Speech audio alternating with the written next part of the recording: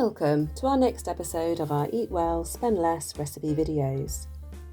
This week we're cooking chicken kebabs. For this you'll need 500 grams of chicken fillets, 100 grams of Greek yogurt, 1 tablespoon of curry powder, 1 teaspoon of garlic powder, 1 teaspoon of paprika, 1 teaspoon of ground cumin, 1 teaspoon of salt, 1 onion, 1 chopped pepper, 4 mushrooms and 2 pita breads.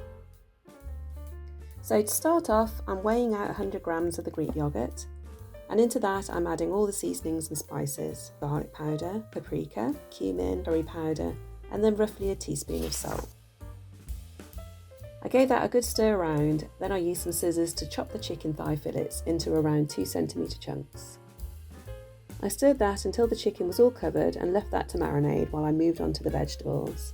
Firstly, I peeled, topped and tailed the onion, then I sliced into the pepper, removing the core, stalk and seeds, and then I chopped the pepper into bite-sized chunks.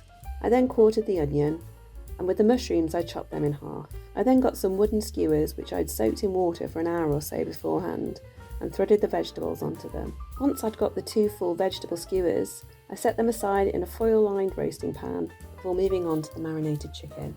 As with the vegetables, I carefully threaded the chicken chunks onto 2 skewers, then added those to the roasting tin. I then put those into a preheated oven set at around 200 degrees Celsius.